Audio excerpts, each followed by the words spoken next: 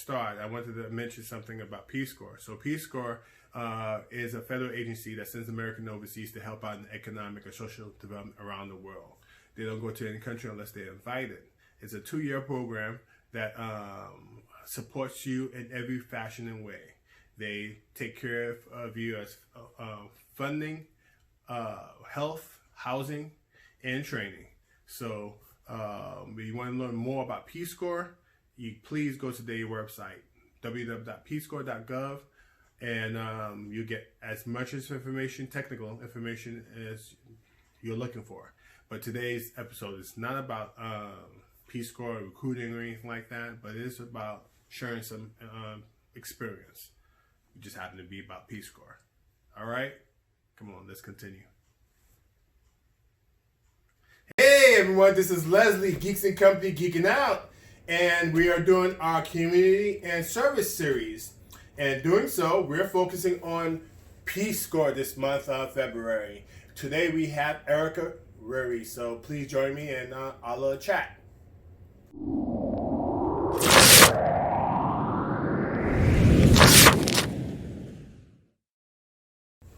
Hey Erica. Hey. So tell me, we'll start off with the traditional. Where did you serve and what did you do? Okay. Hi everyone. I served in Madagascar from 2010 until 2012. I worked as an education volunteer, so that means I taught English to 6th grade students and I taught English to 12th grade students as my primary assignment. I also did other secondary projects, but that was my main job while I was there. Cool. So, why Peace Corps? Why did you join it? Well, I completed Peace Corps when I joined Peace Corps right after undergrad, and so I wasn't really sure what I wanted to do with my life at that time. And I thought that I would have a 2-year opportunity to figure out a little bit more of where I wanted to go and what I wanted to do professionally, maybe a little bit of what I wanted to study. And so I did Peace Corps to kind of give me the time and the space in a constructive environment, a structured environment, to kind of figure out where I wanted to go professionally afterwards. Cool. And so you ended up in Madagascar. Yeah, of all places. Of all places. I did not choose to go to Madagascar. I was assigned there, but I really very much enjoyed the experience. Wow, I have never been, but I'm going to put it on my bucket list. Absolutely. I just want to hit every country in Africa and the surrounding of Africa. But how was Madagascar? I mean, what was the difference you saw? I mean, immediate difference. Mm-hmm. Like, okay, oh, wow, I'm not in Atlanta anymore. I'm not in Georgia anymore. What was the immediate difference that you're seeing? Well, I was expecting Madagascar to be different. I was expecting it to be challenging and new and exciting, and it was all of that. And so probably the first thing that I noticed, and one of the things that I think lingers in my memory about Madagascar, would be the smell. And this may sound a little strange, but in Madagascar you were walking outside and you could smell flowers, or you'd smell vanilla, or you'd smell cloves or other spices just walking down the street. Like, you just had these spices and these really very nice scents everywhere. Sometimes they weren't so pleasant, sometimes you'd smell other things as well. But that is the one thing that I actually miss the most. I feel like here in Atlanta, you don't necessarily have like that same sensory engagement when it comes to smell as I did when I was there. So that was one of the first things that I noticed, is that, vanilla was in the air everywhere, or other flowers, or cloves, or whatever. Even rice has a smell to it. Wow. So that was primary, and I think the architecture was very different. Obviously the language, the food, and so initially everything was new and exciting and fun and different, and I really tried my best to kind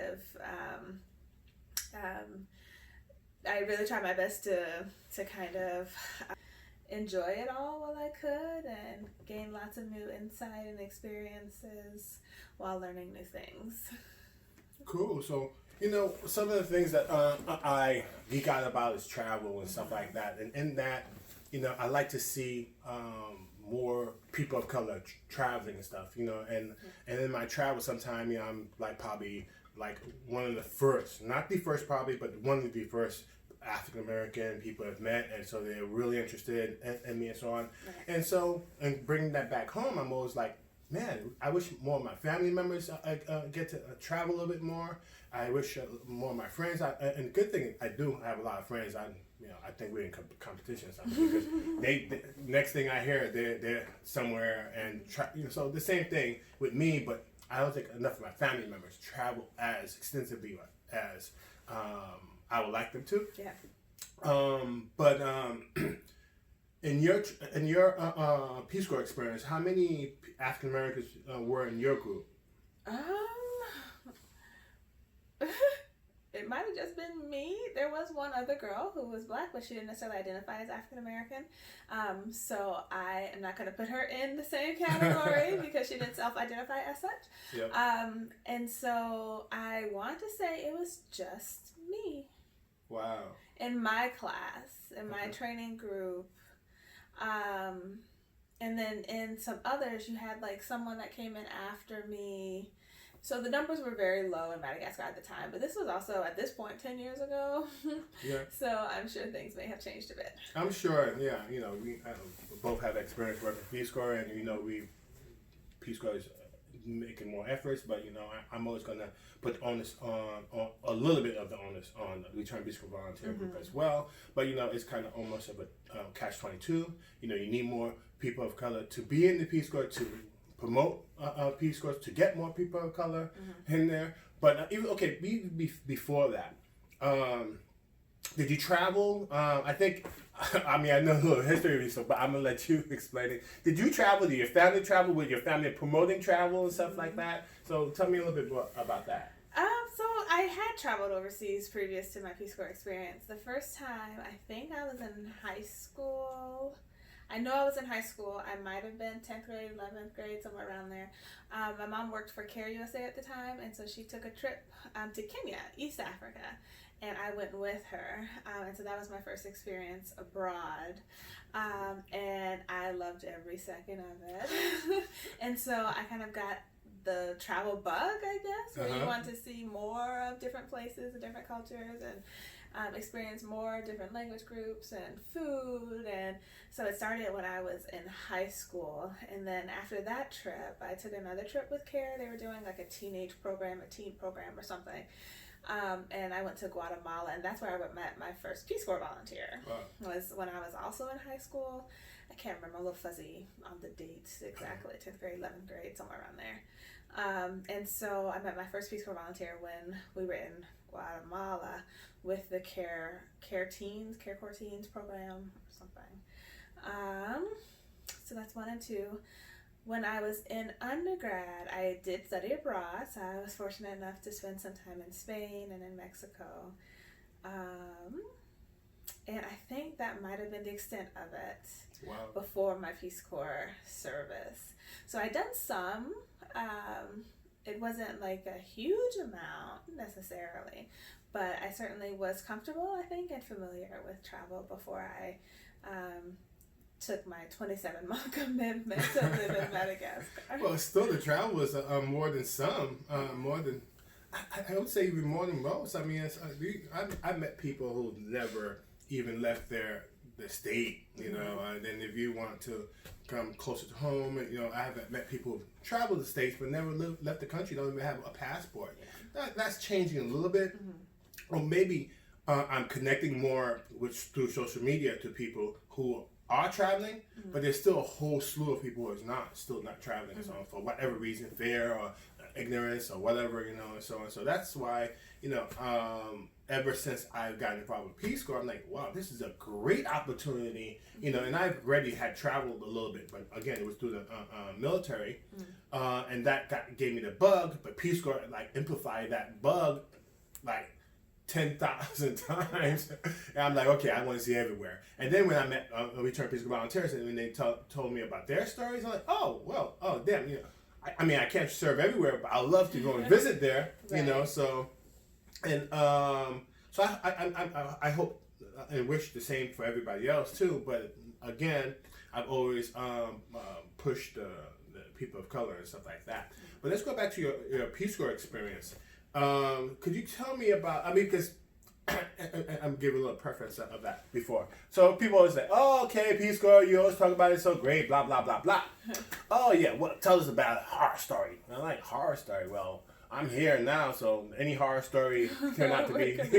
Yeah, but exactly. I mean, so but. Of course, there are times for me that I was like, "Oh my gosh, what am I doing here?" Or I even to the point that I don't know what I should say in this camera. I want to kill everybody in this village. And there are times I'm like, "Oh my gosh, these people are so great. I never want to leave. I'm gonna stay here for the rest of my life." You know. So I had the up and downs and stuff like that. But the main thing is that after leaving Peace Corps, those phases, the majority of the phases that stayed was the ups because 20-something years later, I'm dating myself. I served in the mid-90s. Yeah. But 20 years later, I'm still kind of high about my experience and so on. But, you know, I'm able to freely tell people about some stories that are like, "Oh my gosh, you believe this happened to me?" And now you can chuck at it. Some stories you probably can't chuck at, but you still say, "Hey, you know, there was some good in it because people helped out, whatever." But give me a story, like, you know, maybe a horror story or not so pleasant story, but, you know, you still have some memory of it. Right. Okay. So I think the one that comes to mind is an experience when I actually became a little ill in Madagascar. I managed to come down with a tropical fever. It's in the same family with malaria and dengue. And I remember feeling a little ill on day one. Like I could tell I was coming down with something, and then day 2 hit and I felt like I had just been run over by a truck. It was just a night and day experience, and I couldn't move, I couldn't get out of bed. And Peace Corps had given us a medical kit, and so I was able to take my temperature. I knew that I was running a fever. And so I spent the next couple of days in bed, and somehow I managed to wander into town. And I had my favorite banana bread lady. She'd fry up bananas in the morning and make coffee. And I'd wandered over to her stand, and she looked at me and she was saying that, you know, it looks like you might have something that's not malaria. It looks like you might have something called chikungunya. We should go see the doctor. And I was like, no, I've already talked to the doctors. I'm fine. You know, they told me what I should be doing. She's like, no, we might want to go see the doctor. Let's go see this doctor. And so we went to the doctor of my community, which we're not supposed to do according to Peace Corps rules. But the doctor in my village actually confirmed that I had something that was, like I said, similar to malaria, but not exactly that. And so we ended up going back to my house somehow. I don't remember how I got back home. You know, remember, I'm still a little feverish with this. And my friend, I remember her taking care of me. I would wake up, you know, just kind of in a sweat ever so often. I'd open my eyes and I'd see her sitting in the corner of my room. She wasn't bothering me or anything. She was just sitting there. I'd fall back asleep, and then ever so often I'd feel her come with like a cold towel, and she'd sponge my face and around my neck. And I'd go back to sleep, and I'd wake up again, and I'd see her sitting in the corner, and it was just so reassuring that I was being taken care of as best I could by my community members and friends when, you know, family and friends back home couldn't reach me. So that was particularly challenging, but it ended well. I was able to, you know, move past the fever, and I was completely able to recover in due time, but it was still a challenging experience, and it made me really, really consider whether or not this experience is for me. But I think just having the memories of how well I was being cared for by people in my community, and they just kind of stepped in the absence of other people that I've known, you know, my entire life, and they took care of me. They really did a very good job of making sure that I was as comfortable as I could be, that I was looked after and cared for well. So I still to this day very much appreciate that. That's great. Great outcome. Yeah, I'm sorry you had to go through that. That's great. No, but reality, I definitely can empathize with that, because, you know, we had, I think, a lot of Peace Corps volunteers, if not most, all, have those surrogate moms, surrogate Right. aunties, surrogate uncles, and so on. You know, my surrogate mother was Fatimata Binta Ba. Say that 5 times. And so Nita Binta, I would call her for short, which was mean Mother Binta, and she was also a midwife. So she was also my counterpart, but she was my surrogate mother too. And I think I was fine throughout the whole my service, and then I did get a little sick, but she was the person who was there. You know, as you said, Peace Corps gives you this medical kit, and it has almost all the drugs as possible in there. But she made her own concoction, and she actually, within I think 24 hours, I was fine. You know, and nice. so Peace Corps. I mean, I could have been malaria, but because it was gone so quick, the Peace Corps, you might not have had malaria, you might have something else, but whatever. Yeah. I'm glad Nita Binta was there. Right. So yeah. So how about on the lighter side? Well, I mean, I would tell you my stories, but it's not about me. And I was going to tell you about that rat story. But one day I'll tell you guys about that story. I'll tell you about a lot of other stories too, because I had ant stories and dog stories and monkey stories. But that's some other time. But tell me about a time, because, you know, there are ups and downs. We met you in the Peace Corps. That was probably one of the downs. But, you know, tell me one of your highs, one of your ups, like, you know, oh my gosh, this is just, I can't believe I'm here kind of story. Do you have that? I do.